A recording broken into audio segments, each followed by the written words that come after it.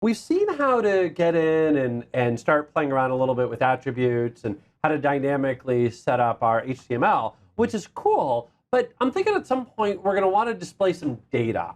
So does Angular 2 give me the ability to work with data? And if so, how do I do it? Yeah, absolutely. And it definitely does. And so there's three things we'll look at right now. We'll look at interpolation, event binding, and also two-way binding.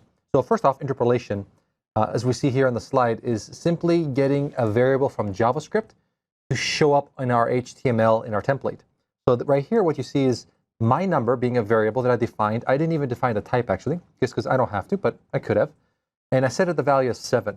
And then between the span tags, we use the curly brackets, which if you've used Angular 1, you'll be very familiar with. And actually, other frameworks use this pretty often, right? Yeah, Ember uses that as well. And a lot of different server-side use something similar as well. Like Django uses something similar, Yeah.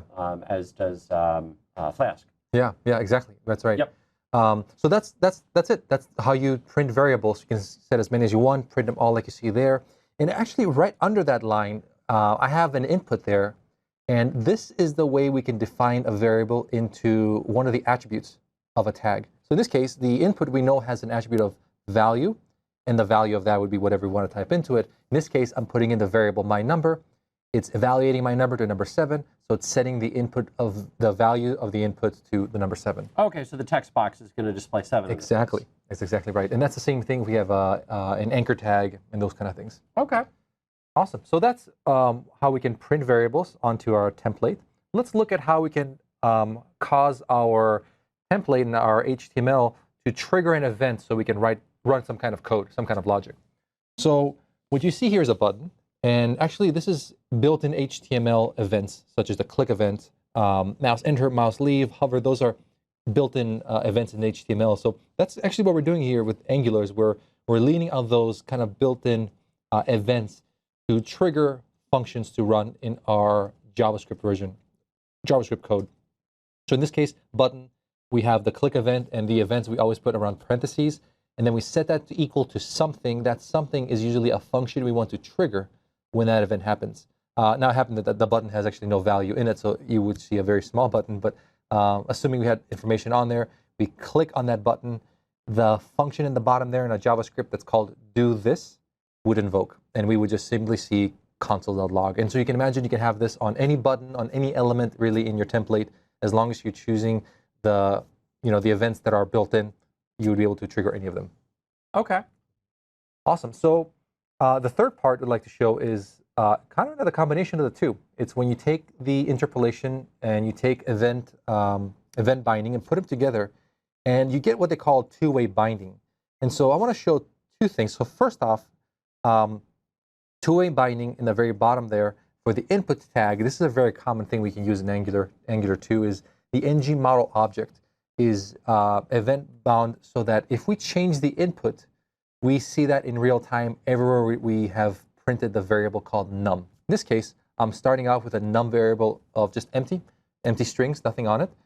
And in our HTML, or at least in our template, we have that being the ng model, which again, it's Angular's way of defining that input to be the value of num. And it keeps track of it. So if you change num, that variable changes. Right above that input tag, I have kind of two lines lined up. I have the input of value set to num, and I also have a key up event on the same input tag that is redefining num to be that input's event target value. So let me break that down. It's actually pretty simple what's going on here, but it looks kind of crazy. The input tag has a value attribute, and we know that. And we saw that earlier, so we can set it to whatever we want. So initially, that value is empty, because we defined it in JavaScript empty. So our input is empty at that point. We also have a event. So if we do key up on this input, perhaps we type something in, this moment we let go of the key, it triggers that key up event. And that key up event says, whatever my input now has written inside of it, I'm going to redefine the num variable to it. And concurrently, that num variable is being printed on the input tag. So essentially what you get is the concept of two-way binding, where I can have a variable print on an input tag, as well as redefine that variable value to whatever I type into that input tag. So if I wanted to reprint num somewhere else in the page at the same time, I would see them both as I'm writing into the input tag, I could see the other num printed value in real time be updated. And that has to do because of the fact that we key up triggers that event every single time. Great, so that's it. Those are the three concepts of being able to print variables on your template, trigger the template and parts of your HTML to trigger an event. And then this is kind of the two things combined where we can have things in real time be updated.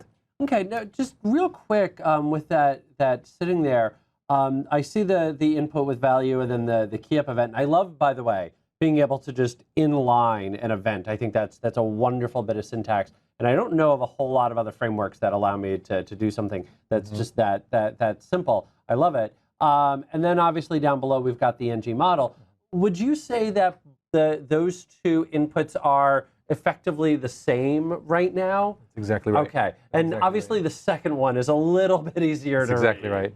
Okay, Exactly. cool. I wanted to show both because I wanted you all to see that they are the same. They act the exact same way, but you can actually see it broken down.